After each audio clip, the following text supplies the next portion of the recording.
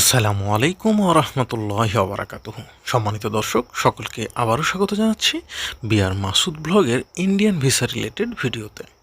বন্ধুরা, আজকে আমি আপনাদেরকে বলবো কিভাবে আপনারা এই মুহূর্তে ডাবল এন্ট্রি ভিসার জন্য অ্যাপ্লাই করবেন।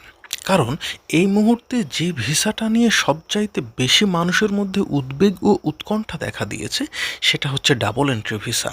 সত্যি কথা বলতে গেলে ডাবল এন্ট্রি ভিসার স্লট এতই কম যে চাহিদার বিপরীতে সেটা 1%-ও হয়তো বা কম হবে। তো এখন ঘটনা হচ্ছে, যদি আপনাকে এই ডাবল এন্ট্রি ভিসা নিতে হয় তাহলে কিভাবে নেবেন, কিভাবে আবেদন করবেন, কি কি কাগজপত্র লাগবে এবং কোন ধরনের প্রিপারেশন আপনার থাকবে। প্রথম কথা হচ্ছে, আপনি যে দেশের অ্যাম্বাসি ফেস করবেন সেই দেশের অ্যাম্বাসি থেকে অবশ্যই আপনাকে একটা ইনভাইটেশন লেটার দেওয়া হবে যে আপনাকে অমুক মাসের এত তারিখে ইন্ডিয়ায় সেই অবস্থিত সেই ইউরোপীয় অ্যাম্বাসিতে আপনাকে দেখা করতে হবে বা সেই দিনই আপনাকে তাদের সাথে ফেস টু ফেস হতে হবে। এরকম একটা ডকুমেন্টস 100% আপনার লাগবে। দ্বিতীয় কথা হচ্ছে যে অনেক ক্ষেত্রে আমরা এই ভুলটা করি যে মিডিয়া বা দালালের মাধ্যমে দেখা যাচ্ছে এই থার্ড অ্যাম্বাসি আমরা ফেস করি ইন্ডিয়াতে গিয়ে। সেই সমস্ত জায়গা থেকে এরকমভাবে বলা হয় যে আপনি শুধু ইন্ডিয়াতে পৌঁছান, বাদবাকি কাজ আমাদের দায়িত্ব। অর্থাৎ আপনি শুধু ইন্ডিয়াতে যে কোনোভাবে পৌঁছান, বাদবাকি কাজ আমরা করে দেব, আপনার কোনো অ্যাম্বাসি থেকে মানে ইনভাইটেশন লাগবে না। এ সমস্ত ক্ষেত্রে অনেকেই করে কি, তারা মেডিকেল ভিসা নিয়ে কোনো মতে ইন্ডিয়াতে যাওয়ার চেষ্টা করে। আর সত্যি কথা বলতে কি, এই মুহূর্তে যদি ঘটনা এমন হয় আপনি মেডিকেল ভিসা নিয়ে ইন্ডিয়ায় গিয়েছেন, তারপর ইউরোপীয় অ্যাম্বাসির ভিসা আপনার পাসপোর্টে লাগিয়ে আপনি যখন ইন্ডিয়া থেকে পার হবেন, তখন কিন্তু আপনার জন্য একটা দুর্ঘটনা অপেক্ষা করতে পারে। এবং এই মুহূর্তে সেই ঘটনাগুলো অহরহ ঘটতেছে। বিশেষ করে মেডিকেল ভিসায় গিয়ে যদি কেউ এই ধরনের কাজ করে, অন্য কোনো অ্যাম্বাসি ফেস করে এবং ভারতীয় ইমিগ্রেশনে যদি ধরা পড়ে, তাহলে আপনার একুল ওকুল দুকুল যাবে। সেক্ষেত্রে আপনি কি করবেন?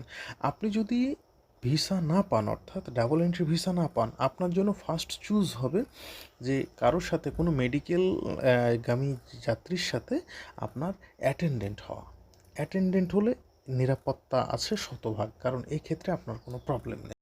এবার যে সর্বশেষ কথাটা বলবো সেটা হচ্ছে, হয়তো আপনার অ্যাটেন্ডেন্ট ভিসাও হলো না বা নেন নাই বা পান নাই, বা আপনি ডাবল এন্ট্রি ভিসার স্লটের জন্য অপেক্ষা করে করে সেটাও পেলেন না।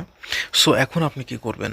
আপনার সময়ও হয়ে আসতেছে। আপনার জন্য সবচাইতে বুদ্ধিমানের কাজ হবে ঢাকায় অবস্থিত ভারতীয় হাই কমিশনে একবারে সরাসরি ফেস হওয়া এবং সেখানে আপনার একটা অ্যাপ্লিকেশান জমা দেওয়া। আপনার সমস্ত বৈধ ডকুমেন্টসগুলোর একটা করে ফটোকপি করবেন। এগুলো কালার ফটোকপি করতে পারলে সবচাইতে বেটার হয়। যেমন আপনার পাসপোর্ট, আপনার এনআইডি কার্ড, আপনার ওয়ার্ক পারমিটের কাগজ, আপনাকে যে অ্যাম্বাসি ফেস করতে হবে সেইটার ইনভাইটেশন লেটার ইত্যাদি সব কিছু দিয়ে একটা সুন্দর করে ইংরেজিতে লিখতে পারলে সবচাইতে ভালো হয়। ইংরেজিতে একটা দরখাস্ত লিখবেন, একদম হাই কমিশনার বরাবর আপনার সমস্যাগুলো গুছিয়ে লিখবেন। দেখা যাচ্ছে যে এই সিস্টেমে অনেক ভাই ও বোন খুব ইজিভাবেই দেখা যাচ্ছে 24 থেকে 72 ঘন্টা বা সর্বোচ্চ 1 সপ্তাহের মধ্যে কিন্তু অ্যাম্বাসি থেকে কল পায় এবং খুব ইজিভাবে অল্প সময়ের মধ্যে বিনা খরচেই তারা ভিসা পেয়ে যাচ্ছে। আপনি চাইলে এই পদ্ধতিটা অবলম্বন করতে পারেন। তবে একটা বিষয় মনে রাখবেন, কোনোভাবেই অসৎ উপায় অবলম্বন করতে যাবেন না। কারণ এই মুহূর্তে ইন্ডিয়ান ইমিগ্রেশনে যেভাবে চেকিং হচ্ছে, তাতে আপনি যদি কোনোভাবে মানে বিকল্প রাস্তা খুঁজতে যান আর সেই বিকল্প রাস্তাটা যদি অবৈধ হয়ে যায়, তাহলে এই যে লক্ষ লক্ষ টাকা খরচ আপনি করে ফেলেছেন ইউরোপে যাওয়ার জন্য, সেটা পুরোটাই ধূলিসাৎ হয়ে যাবে। সুতরাং আপনাকে ডাবল এন্ট্রি ভিসার জন্য যে কাজটা করতে হবে, আপনাকে সৎ থেকে সততার সঙ্গে আমি যে কয়টা পদ্ধতি বললাম সে পদ্ধতিগুলো অবলম্বন করতে হবে।